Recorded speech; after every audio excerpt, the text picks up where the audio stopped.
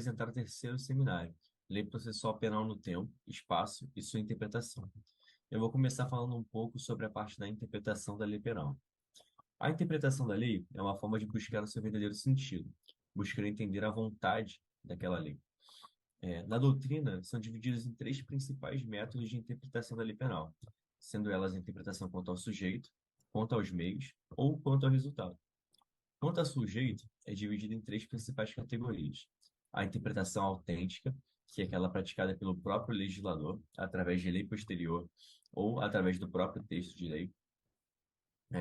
A interpretação doutrinária, o tipo de interpretação realizada pelos estudiosos do direito, doutrinadores e teóricos. E a interpretação judiciária ou até mesmo jurisprudencial, que é formada, né, através do fruto das decisões dos juízes, tribunais, e vai se criando esse entendimento jurisprudencial ao longo do tempo. Outro dos três principais métodos que eu falei no início são o quanto aos meios, que é dividido em cinco categorias.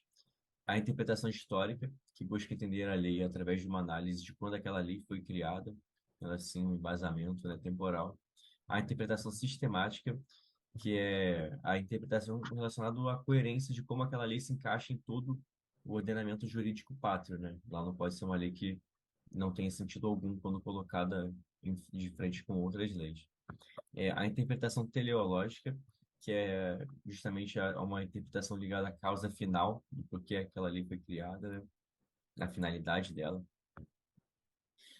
A interpretação lógica, que utiliza de um raciocínio lógico, né, de uma dedução para chegar na interpretação do sentido daquela lei. E a interpretação literal, que é literalmente a literalidade da lei, né? O que está escrito na lei é o que se dispõe.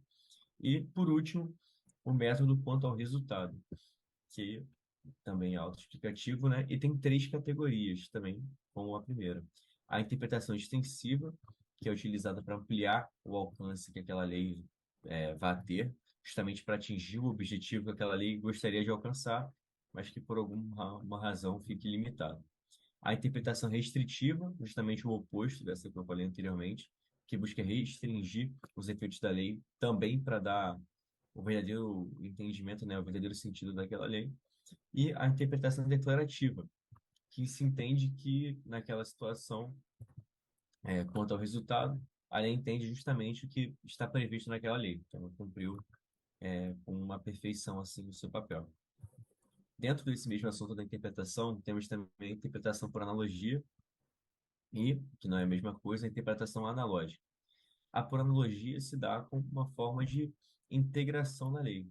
Quando se há um vácuo naquela situação específica, o julgador, né, vai fazer uma análise ali por semelhança, permitindo a aplicação de uma norma parecida e suprindo, né, aquele espaço de direito. E a outra forma, né, a última, a interpretação analógica, que ocorre quando existe uma cláusula, né, uma cláusula genérica da lei penal, e dessa forma, a lei ela vai ter um espaço muito mais amplo para o julgador se adaptar à necessidade daquele caso em específico, né? Fica muito a cargo do julgador adaptar e interpretar aquela lei. E agora eu acabei de falar sobre interpretações, então vamos seguir com o problema. Oi, gente. Seguindo mais o nosso tema sobre a lei processual penal no tempo, no espaço e sua interpretação, eu trouxe um caso prático, que foi a introdução do parágrafo 5º ao artigo 171 do Código Penal, tipo penal de estelionato. Essa introdução se deu com o pacote anticrime, a Lei 13.964 de 2019, e com ela o crime de estelionato passou a ser um crime de ação penal pública condicionada à representação, salvo as exceções se o ofendido, a vítima, for administração pública, criança, adolescente, idoso com mais de 70 anos ou pessoa com deficiência mental. Essa medida, essa introdução desse parágrafo 5º surgiu de uma proposta encaminhada pelo Conselho Nacional dos Chefes de Polícia Civil, que constataram na realidade do dia a dia das delegacias, nas investigações em sede policial, que em vários inquéritos de estelionato, a vítima, depois de obter ressarcimento, ela não tinha mais interesse na continuidade da investigação. e ela sequer voltava a comparecer às delegacias quando era devidamente intimada para complementar o depoimento.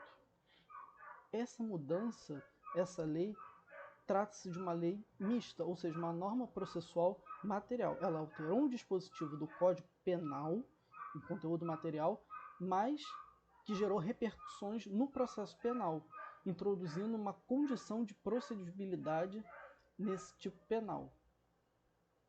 Bem, depois da introdução dessa nova norma, vários casos, principalmente por via do habeas corpus, começaram a chegar ao STJ e ao STF, e nesses casos houve vários julgamentos divergentes, divergência de entendimento entre as cortes e internamente entre as turmas e os diferentes órgãos fracionários. O primeiro caso que eu trouxe foi o HC 583837 de Santa Catarina, de relatoria do ministro Sebastião Reis Júnior, da 6ª turma do STJ, julgado em agosto de 2020, ou seja, poucos meses após a entrada em vigor desse dispositivo introduzido pelo pacote anticrime. No julgamento, o ministro orientou seu voto e a turma firmou o entendimento, pelo menos no início, que essa nova lei mais benéfica deveria ser aplicada ao caso a retroatividade que alcançasse todos os processos em curso que ainda não tivessem trânsito em julgado, basear a partir de um entendimento que no artigo 5º, inciso 40 da Constituição, ou seja, um direito fundamental que diz que a lei penal não retroagirá salvo para beneficiar o réu, é um direito de origem liberal que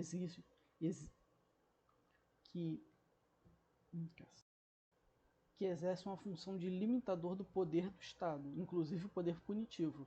Logo, você não se poderia invocar o oferecimento da denúncia como um ato jurídico perfeito, porque estar-se-ia dando ao Estado o poder de invocar um direito fundamental contra o cidadão, e repudiando a retroatividade. E aí, na interpretação da lei, o ministro entendeu por aplicar, por analogia, o artigo 91 da Lei dos Juizados Especiais, que quando entrou em vigor, dizia que, nos casos em que esta lei passa a exigir representação para a propositura da ação penal pública, o ofendido ou seu representante será intimado para oferecê-lo no prazo de 30 dias, sob pena de decadência. Veja-se que a analogia, como bem diz o nosso Código de Processo Penal, é permitida na interpretação da lei processual penal, principalmente como diz o artigo 3º do CPP. E aí concedeu-se o HC, aplicando retroativamente esse parágrafo 5º e determinando que a vítima se manifestasse sobre a continuação da persecução penal. Bem, no mesmo ano, no HC 585-179 de São Paulo, julgado pela 5ª turma do STJ, de relatoria do ministro Reinaldo Soares da Fonseca, o ministro entendeu que a alegação da defesa, em primeiro lugar, buscava a extinção da punibilidade pela ausência da condição de procedibilidade da ação penal, que é a natureza jurídica da representação, mas o ministro entendeu e interpretou que a aplicabilidade dessa retroatividade seria só os casos em que ainda não houvesse o oferecimento da denúncia. Ora, se já houve o oferecimento da denúncia em vigência da lei anterior, que determinava que a ação penal seria pública e incondicionada, não se aplicaria a retroatividade, vez que essa mudança introduzida pelo parágrafo 5º, no parágrafo 5º pela lei pacote anticrime, estabeleceu uma condição de procedibilidade e não de prosseguibilidade. Esse HC foi depois negado, esse caso foi objeto de um novo HC perante a primeira turma do STF, o HC 187341, de relatoria do ministro Alexandre de Moraes, que, no voto condutor, manteve rígido o entendimento do ministro Reinaldo Soares da Fonseca pela não retroatividade.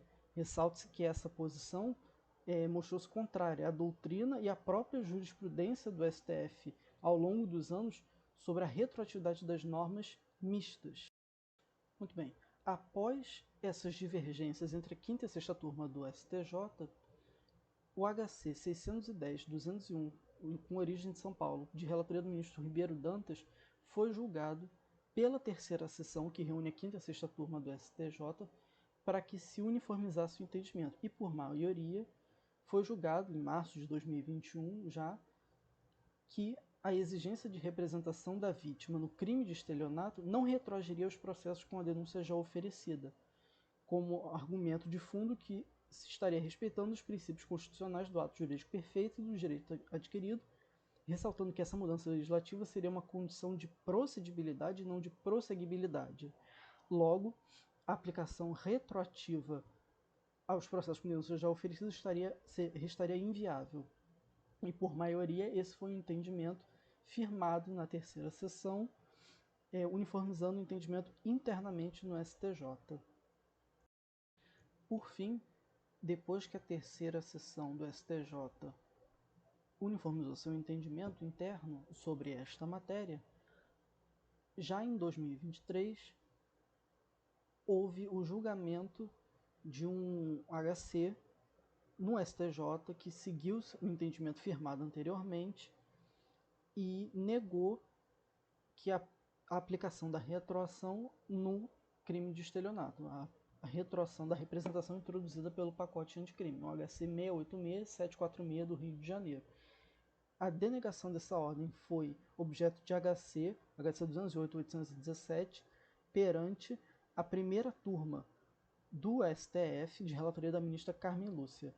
E ela, ressalvando seu posicionamento pessoal, em decisão monocrática, negou o seguimento ao HC, seguindo o entendimento majoritário já firmado lá atrás pela primeira turma do STF, incluindo aquela cujo vetor foi o voto do ministro Alexandre de Moraes, com vênias à colegialidade.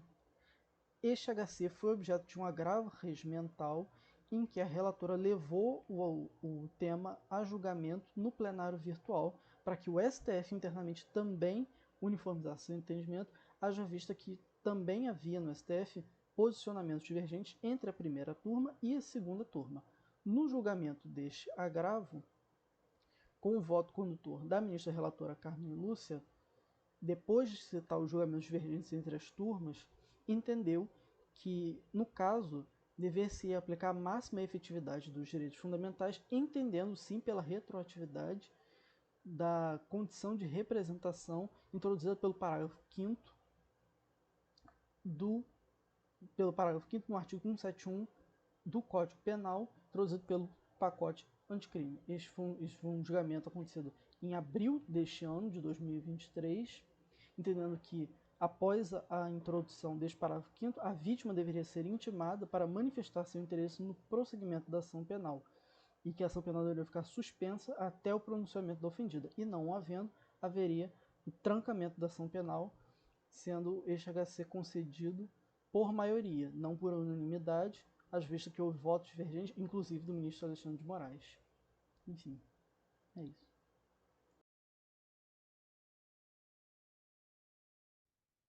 Oi, boa noite. Agora eu vou explicar um pouco sobre a aplicação da lei penal no tempo. Qual a lei aplicável? A regra geral de aplicação da lei é a tempus regit actum, ou seja, se aplica a lei vigente ao tempo do fato, é o princípio da atividade. O Código Penal brasileiro, ele considera o tempo do crime o momento da ação ou omissão, ainda que o resultado tenha se dado em momento diverso. É o que consta no artigo 4º do Código Penal. Na prática, o aplicador da lei deve saber a data do crime e procurar a legislação vigente à época. Caso a lei tenha sido revogada, por exemplo, deve identificar qual a lei mais favorável no caso concreto. Se mais benéfica, retroage. Mais gravosa, não retroage. As normas de aplicação da lei penal são destinadas a regular as situações de conflito que se colocam a partir da sucessão de leis penais no tempo que não seguem necessariamente essa regra geral. Corolário do princípio da legalidade, a lei penal incriminadora deve ser anterior ao fato e, portanto, se posterior, é irretroativa. É o que consta no artigo 5º, inciso, inciso 39 da Constituição da República e no artigo 1º do Código Penal. A irretroatividade é um postulado fundamental que confere segurança jurídica e impede que juízos de exceção provocados por comoção punitiva atinjam fatos pretéritos.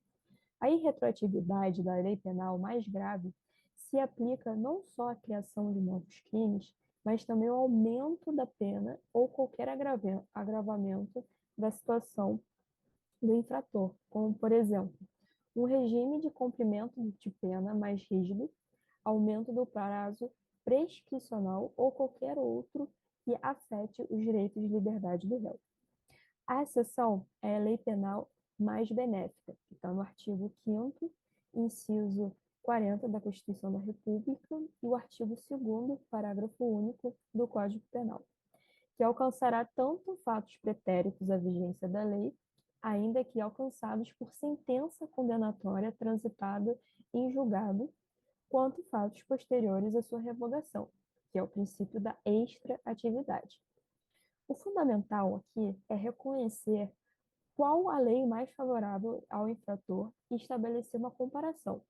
Ou seja, quando a lei revogada é mais benéfica, será retroativa. Quando a lei quando a lei revogadora é mais benéfica, será retroativa. Quando a lei revogada é mais benéfica, ela terá ultratividade, aplicando-se aos fatos cometidos durante sua vigência. Esses são os termos, por exemplo, que o César Roberto Bittencourt traz em sua doutrina. Com o objetivo de restringir o arbítrio legislativo e judicial na elaboração ou aplicação retroativa da lei prejudicial, o princípio da irretroatividade está em total sintonia com a Declaração Universal dos Direitos do Homem e do Cidadão, que em seu artigo 11.2 dispõe o seguinte, abre aspas, ninguém será condenado por ações ou omissões que no momento de sua prática não forem delitivas segundo o direito nacional ou internacional. Tampouco será imposta pena mais grave do que a aplicável no momento da comissão do delito. Fecha aspas. Vale notar que o princípio da irretroatividade não é isento de críticas nem exceções. Uma primeira dificuldade é a combinação de dispositivos penais, ou seja, utilizar a pena base de uma que seja mais benéfica. A discussão utilizar a pena base de uma lei e circunstâncias atenuantes ou causas de diminuição de outra para formar uma terceira lei que seja mais benéfica. A discussão sobre este aspecto na jurisprudência e na doutrina é extremamente dividida. Mas aqui a gente vai trazer um resumo bem breve.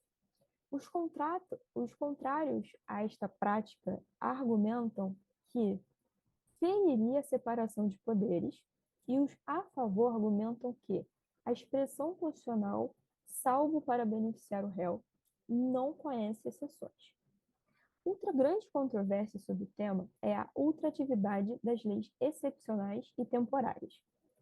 O primeiro aspecto da controvérsia é a argumentação pela inconstitucionalidade do artigo 3º do Código Penal. Ou seja, a lei excepcional ou temporária, embora decorrido o período de sua duração ou cessadas as circunstâncias que a determinam, aplica-se ao fato praticado durante sua vigência. Por um lado, argumenta-se que viola de forma crítica e direta o artigo 5º, inciso 40 da Constituição Federal. Por outro lado, argumenta-se que a temporalidade da ação ou da omissão seriam parte do tipo penal. Atualmente, a jurisprudência não reconhece a inconstitucionalidade desse dispositivo. Contudo, por estar claramente em um embate com o princípio fundamental, deve-se evitar usar leis temporárias ou excepcionais para motivos de menor relevância. Agora eu vou passar para um tema bem relevante na aplicação da lei penal, que são as hipóteses de conflito, quais sejam. São 4. a abolisho crimes, que seria a descriminalização de determinada conduta por lei nova que deixa de considerar crime conduta anteriormente tipificada como ilícito penal. Ela vai apagar qualquer efeito da lei penal incriminadora da pena em cumprimento, passando pelo processo e chegando até a própria anotação na ficha criminal do indivíduo, não podendo ser considerada para configurar reincidência ou maus antecedentes. A segunda hipótese é a novatio legis incriminadora. É a hipótese inversa da primeira que eu acabei de descrever, ou seja, é uma lei nova que tipifica a conduta que antes não era considerada crime, consagrando a anterioridade da lei penal, não se aplica a fatos anteriores à sua vigência. Lex Michior, lei posterior que melhora a situação do sujeito. Corolário da retroatividade da lei mais benigna, como consagrado na Constituição de 1988, a lei posterior mais benéfica sempre retroage, alcançando inclusive os fatos já alcançados por decisão condenatória já transitada em julgado. Isso vai se diferenciar da abolition crimes, uma vez que aqui não é a conduta, mas outras circunstâncias que são modificadas pela nova lei como pena ou tempo de prescrição. A quarta hipótese é a lei grávia, ou seja, lei posterior que agrava a situação do sujeito. A lei mais gravosa não retroage, aplicando-se apenas aos fatos ocorridos após a sua vigência. Aos fatos anteriores à lei mais gravosa, se aplica a lei anterior mais benigna. Ultratividade da lei mais benigna. Existem controvérsias dentro dessas hipóteses de conflito, como, por exemplo, a ultratividade das leis penais temporárias ou excepcionais. Conforme consta no artigo 3º do Código Penal, as leis penais temporárias, ou seja, aquelas que prevêem um prazo pré-determinado de vigência, ou excepcionais, que prevêem a vigência de determinada lei penal enquanto durarem situações de emergência, como, por exemplo, uma enchente, um terremoto, se aplicam ao fato praticado sob sua vigência, ainda que revogadas. Parte majoritária da doutrina, nesse assunto, vai entender que não se aplica a retroatividade de lei para beneficiar o réu. Por que isso? Porque as situações tipificadas são diversas, permanecendo a razão temporária de incriminação ou agravamento da punição. Parte minoritária da doutrina já entende, por outro lado, que a exceção prevista no artigo 5º, inciso 40 da Constituição Federal, é incondicional e que todos os efeitos da lei penal temporária, quando perder vigência, devem ser cassados. Outro assunto polêmico, quando se trata de hipóteses de conflito no tempo, é a combinação de leis. Tá? A doutrina ela se divide em relação à jurisprudência atual quanto à possibilidade de conjugar leis em benefício do réu, ou seja, considerar parte de cada lei em conflito para aplicar uma solução em concreto. Mais vantajosa. E aí eu vou trazer como um exemplo um julgamento do recurso extraordinário número 596.152 de São Paulo, que foi datado de 13 de outubro de 2011, em que o STF se dividiu, ou seja, 5 ministros foram a favor e 5 foram contra, prevalecendo o benefício ao réu, na questão da possibilidade de combinação de leis no que tange ao crime de tráfico de drogas. Aqui é um exemplo da jurisprudência. Tá. Quanto a leis processuais, que é o último tema que a gente vai trazer em relação à aplicação da lei penal no tema, você tem uma outra discussão que tem gerado grande debate, que é o alcance das regras de aplicação da lei penal no tempo, se atingiriam somente as leis penais materiais ou também determinadas normas processuais.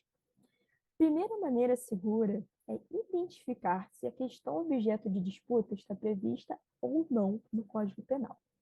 Dessa forma, além da incriminação e da pena, também se inclui ainda, e de caráter processual, situações que envolvam a ação penal, regime de cumprimento de pena, causas extintivas de punibilidade e prescrição. A segunda é saber se, ainda que de cunho processual, a questão envolve o direito de liberdade do acusado, como regras para decretação de prisão provisória. Nesses dois casos, a lei retroage para beneficiar o réu. A terceira maneira é identificar se as leis processuais em questão são fundamentais ao direito de ampla defesa e ao contraditório do acusado.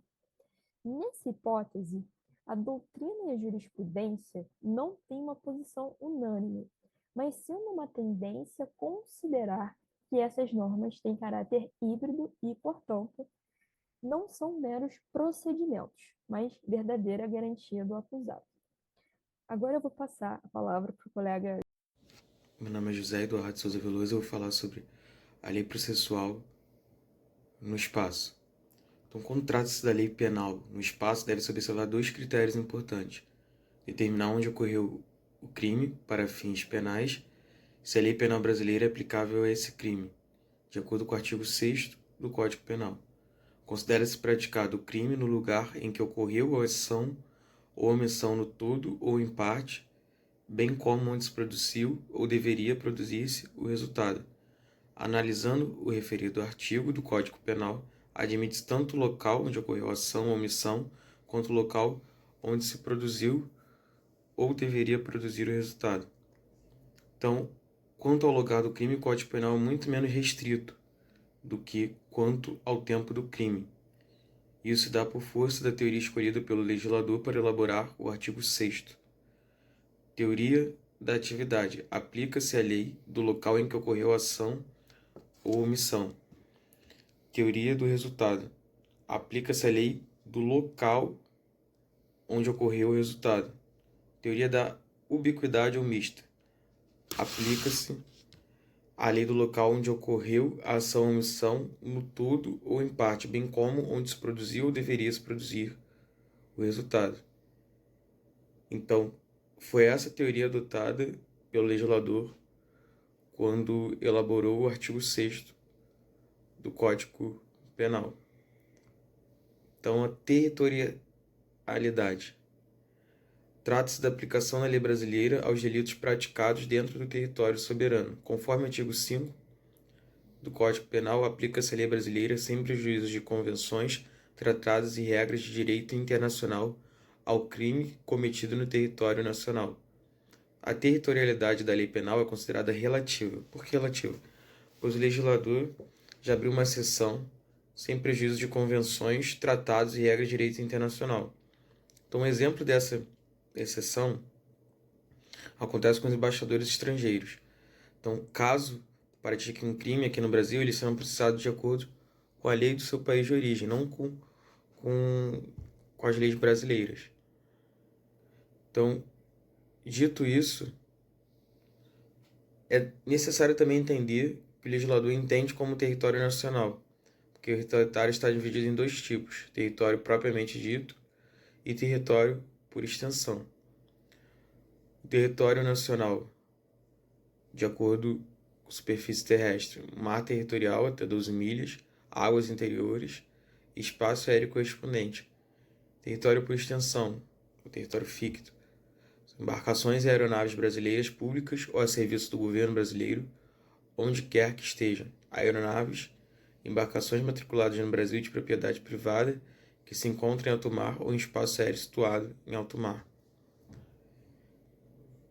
De acordo com o artigo 5º, parágrafo 2º, é também aplicável a lei brasileira aos crimes praticados a bordo de aeronaves ou embarcações estrangeiras de propriedade privada, achando-se aquelas em pouso no território nacional ou em voo no espaço aéreo correspondente e estas em porto ou mar territorial do Brasil.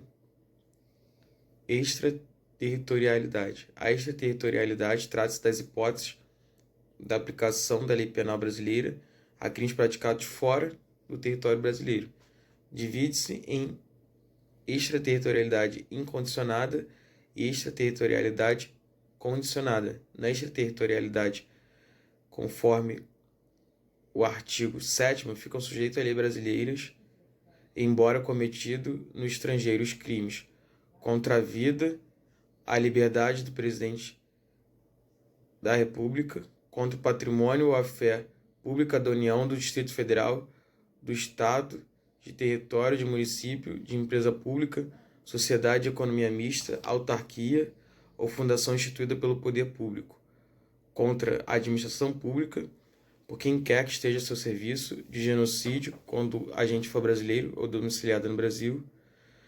Nessas hipóteses do artigo 7º, a extraterritorialidade não depende de nenhuma outra condição, ou seja, ocorrendo algum desses crimes listados no artigo 7º, a lei penal brasileira será aplicada, ou seja, é incondicionada. Na extraterritorialidade condicionada, existirão alguns fatores que permitir, na verdade, a aplicação da lei brasileira. Então, as hipóteses da extraterritorialidade condicionada. No artigo 7º, inciso 2, os crimes que, por tratado ou convenção, o Brasil se obrigou a reprimir, praticado por brasileiro, praticado em aeronaves ou embarcações brasileiras, mercantes ou de propriedade privada, quando em território estrangeiro, e aí não sejam julgados. Então, listando isso, temos situações de crimes nos quais será possível a aplicação da lei penal brasileira desde que preenchida estas condições. E as condições são descritas no parágrafo 2º do inciso 2. E as condições são as seguintes: entrar o agente no território nacional, ser o fato punível também no país em que foi praticado, estar o crime incluído entre aqueles pelo qual a lei brasileira autoriza a extradição, não ter sido o agente absolvido no estrangeiro ou não ter cumprido a pena, não ter sido o agente perdoado no estrangeiro ou por outro motivo não está extinta a punibilidade segundo a lei mais favorável.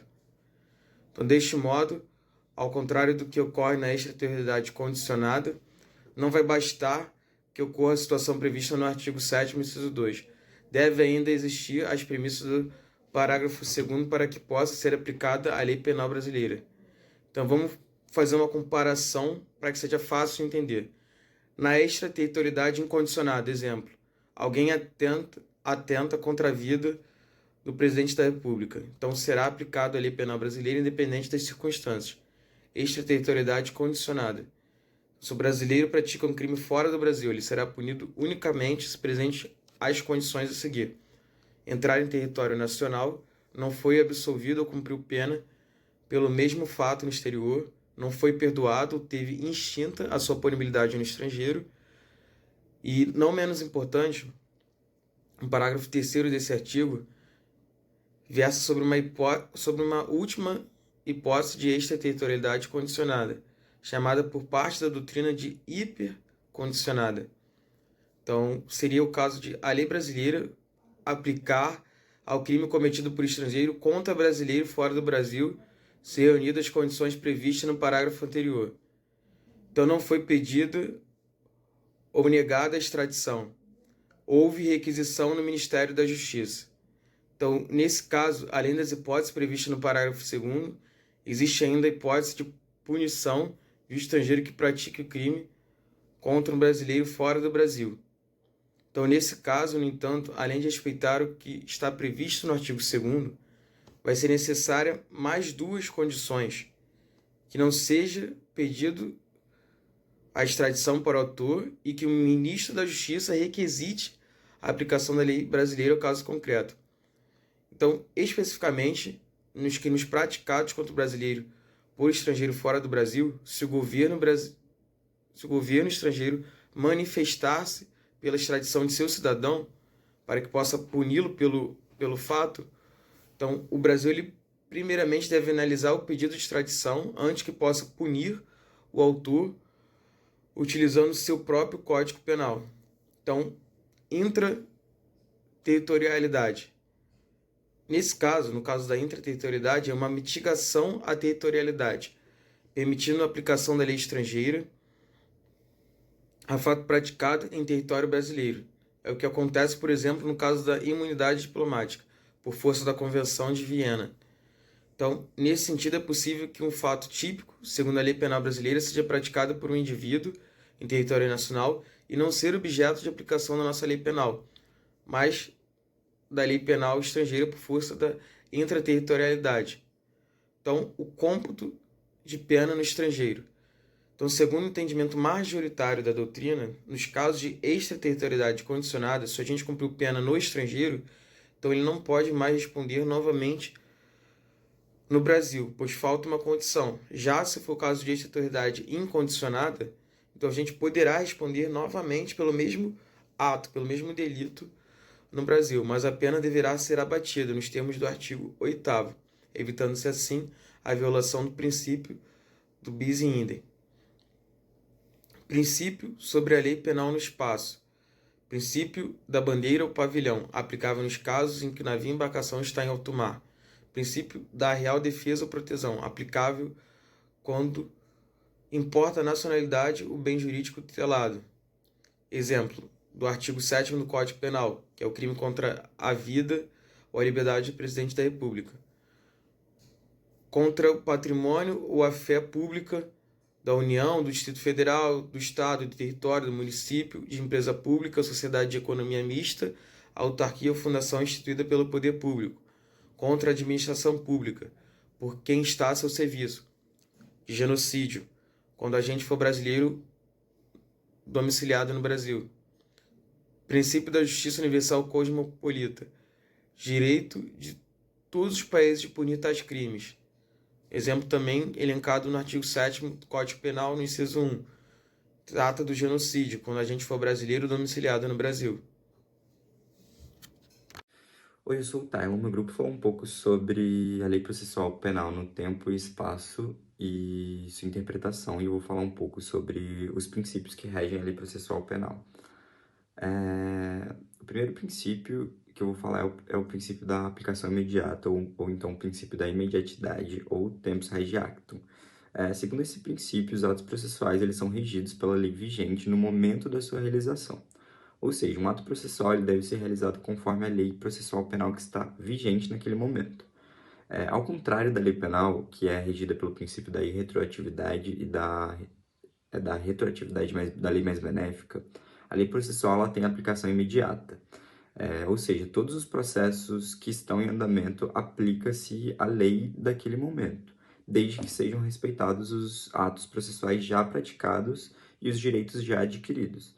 Então, por exemplo, vamos supor que em 2022 um réu tenha direito de recorrer em prazo de 30 dias. Aí em 2023 surge uma nova lei que reduz esse prazo para metade, 15 dias. Se o réu ainda não tiver exercido o direito da lei de 2022, que estabelece que ele pode recorrer em 30 dias, ele vai ter que se adaptar ao prazo de 15 dias, o prazo da metade, que é a lei de 2023. Um exemplo para elucidar o princípio da imediatidade é o caso do mensalão, da ação penal 470. Durante o julgamento do mensalão em 2012, se discutiu a possibilidade de aplicação de uma lei processual mais benéfica que permitiria a revisão criminal após o julgamento dos embargos infringentes. E o STF entendeu que a nova lei deveria ser aplicada imediatamente, beneficiando os réus. Outro princípio que eu trouxe aqui, que conversa com o princípio anterior, é o princípio da não prejudicialidade, que diz que, embora a lei processual penal ela tenha aplicação imediata, ela não pode prejudicar direitos já adquiridos, ou então atos processuais já realizados, ou então situações jurídicas já consolidadas, sobre égide de lei anterior. Por exemplo, se um réu ele obteve um benefício de uma concessão de habeas corpus sobre lei processual de 2022, e em 2023 surge uma lei que não daria concessão desse habeas corpus. essa nova lei processual ela não pode retroagir e retirar esse benefício de habeas corpus.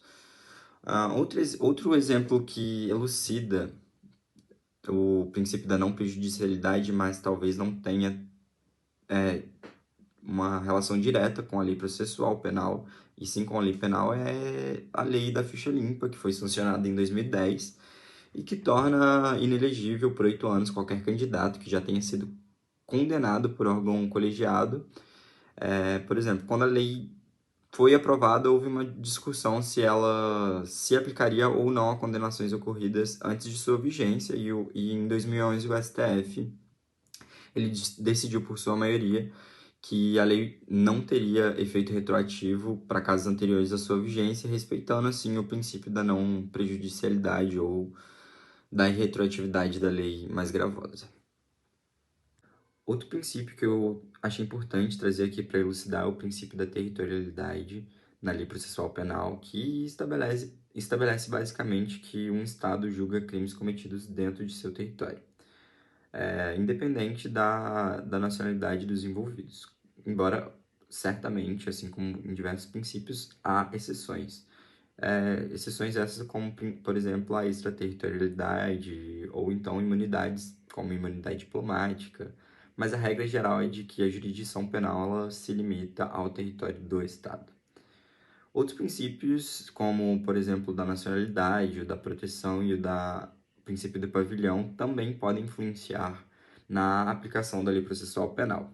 Um caso que elucida o princípio da territorialidade é o caso Patrick Hickey, em 2016, que durante os Jogos Olímpicos no Rio de Janeiro, Patrick Hickey, que é um membro do Comitê Olímpico Internacional da Irlanda, ele foi preso acusado de estar envolvido em esquema de venda ilegal de ingressos para o evento, que foi a Olimpíadas Rio 2016. Ele foi detido num hotel na Barra da Tijuca e enfrentou, embora tenha sido liberado e extraditado para a Irlanda, ele enfrentou as acusações no Brasil antes de ser liberado e extraditado. Diante desse último princípio, que é o princípio da territorialidade, surgem questões e dúvidas, como, por exemplo, se há situações em que a lei processual penal de um Estado possa ser aplicada fora dos seus limites territoriais. E a visão da maioria da doutrina é de que sim, há a possibilidade, como, por exemplo, em território nulis, ou então com autorização do Estado onde deva ser praticado o ato processual. Por exemplo, um cidadão nos Estados Unidos comete crime cibernético que afete a segurança nacional do Brasil.